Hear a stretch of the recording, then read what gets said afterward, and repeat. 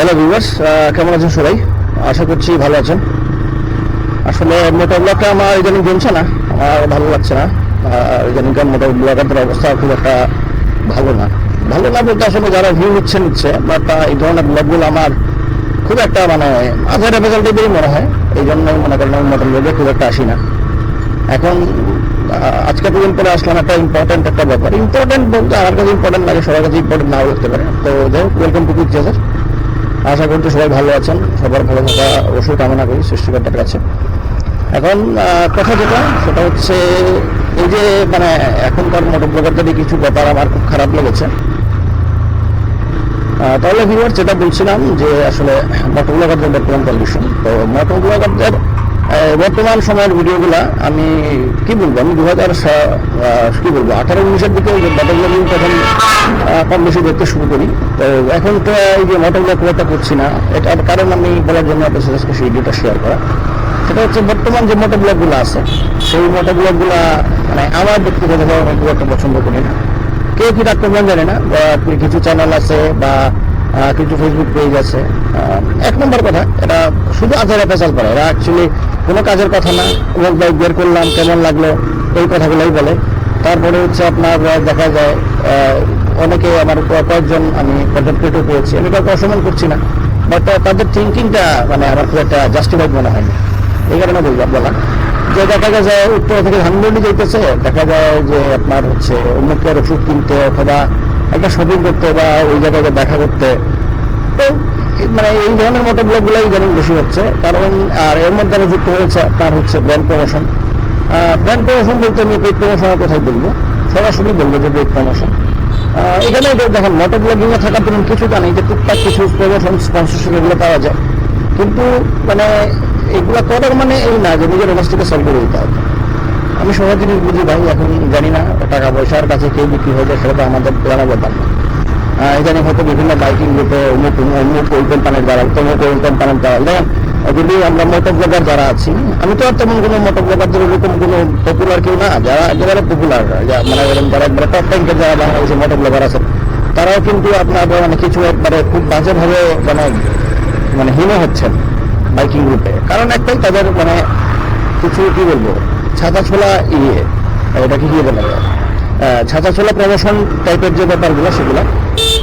তো এটা যদি আমি একেবারে মানে কনক্লুড করি, তাহলে আমি একটা কথাই বলবো যে ভাই দেখেন, মানে স্পন্সরশিপ করেন ভালো কথা, বাট মানে কিছু অনেস্টি রাখেন, ঠিক আছে? একেবারে 100% যদি মানে অনেস্টি দিয়ে সেল করে দিতে হয় টাকার জন্য, কয় টাকাই বা পাবেন? সত্যি কথা যেটা, কয় টাকাই বা দেবে? এমন কেন লাখ 1.5 লাখ দিয়ে দিবে বা 5 লাখ 10 লাখ দিয়ে দিচ্ছে যে আপনি মানে ওদের একেবারে কথা মতো নাচছেন।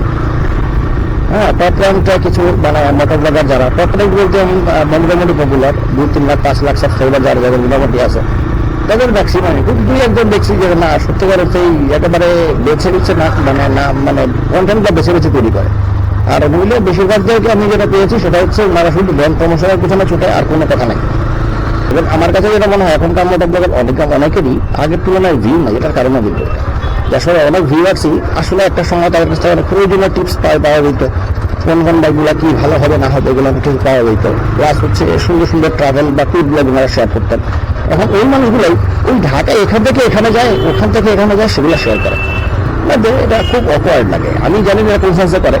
আবার কিছু ভাই ব্রাদারকে দেখা যায় যে ফেসবুকে ভিডিও দিব্যি চলতেছে, এমন না যে ওনারা খালি আছে, কিন্তু এরকম না যে এক হচ্ছে মানে টাকার জন্য কোম্পানি যা বললো সেটাই বলতে হবে। উদাহরণ দিয়ে আমি যদি FZ25 কথা বলি, FZ25 এখন কিন্তু মানে ম্যাক্সিমাম বাইকার বা কন্টেন্ট ক্রিয়েটরে খারাপ বলে নেই, একদম খারাপ বলছে। দেখেন বাইকে সব কিছু ভালো, বাট তাদের কথা বাইকে খারাপ করে কি? বাইকে আনজাস্টিফাইড প্রাইস, আমার আনজাস্টিফাইড প্রাইস সম্পর্কে আমরা সবাই জানি। তো এখানে বাইকের বললাম করতে আমি এখানে বলি না, এখানে এটা হচ্ছে বর্তমান মোটর ব্লগারদের অবস্থা। আমাদের চকলেট বাইকার উনি কিন্তু মানে জানাদি গান পাশে ভালো কন্টেন্ট ক্রিয়েট করতো, এখন তো সে ছেড়ে দিচ্ছে দেখলাম। এখন মাঝে মধ্যে বাইরে থেকেই কিছু ব্লগিং ভিডিও শেয়ার করে, তাও তার ব্লগের মধ্যে একটা জিনিস খুব ভালো, প্রত্যেকটা ব্লগে কোনো না কোনো ইনফরমেশন থাকে, অর্থাৎ আপনার একটা মোটো বা মোরাল নিয়ে সে কাজ করে। কিন্তু আমি আমাদের বাংলাদেশের ম্যাক্সিমাম মানে কন্টেন্ট ক্রিয়েটর যারা আছে, ম্যাক্সিমাম কন্টেন্ট ক্রিয়েটরই মনে করেন ওই পথে হাঁটতেছে। তো যাই হোক, যেটা বলছিলাম, এই যে আজরাপা চালপাড়া, এখান থেকে ওখানে যাওয়া, গল্প করতে করতে যাওয়া, ওই রাস্তায় এরকম, এই রাস্তায় পুলিশ ধরে, ওই রাস্তায় আপনার হচ্ছে ইজিলি যাওয়া যায়, ওই রাস্তায় একটু স্পিড তুলে শান্তি পাওয়া যায়, এই ধরনের ভিডিও আর কত দেখবেন? ঠিক আছে, এটা মানে খুব মানে খারাপ লাগে। তো দ্যাট ইজ আনজাস্টিফাইড, সহজ কথা যেটা। মোটো ব্লগার যখন ট্যাগ লাগছে তখন অবশ্যই চেষ্টা করেন মানে অডিয়েন্সদের কিছু দিতে। এইরকম আজের প্যাচার বাইরে মানুষের সময় খাওয়ার কি দরকার? প্রতিদিন ভিডিও দিতে হবে বন্ধ করে কথা না, চাইলে সপ্তাহে 2-3টা ভিডিও দেন, সেগুলো ইনফরমেটিভ। বাজারে কোনো একটা বিষয় সম্পর্কে দেন, কোনো বাইকের ওটা করলে কি হবে, এটা করলে কি হবে, ভিডিও দেন। প্রত্যেকের পার্সপেক্টিভ সেম টপিকের অনেকজনের ভিডিও থাকলে সেটা আপনি শেয়ার করতে পারেন। এটা হচ্ছে আমার পার্সপেক্টিভ। তো যাই হোক, মোটর ব্লগারদের অবস্থা এই জন্য আমার কাছে কঠিন মনে হয় বর্তমান সময়। এই কারণে আমিও মোটর ব্লগে খুব একটা বেশি আসি না। আমি আপনার সাথে নর্মাল বাইকের টিপস অ্যান্ড ট্রিক্স বা বাইকের বাজার বা বাইকের দাম সম্পর্কে শেয়ার করি। তো কথার বাড়াবার লাভ নাই। সবাই ভালো থাকুন। আর ভিডিওটা কে দেখবেন কে না আমি জানি না,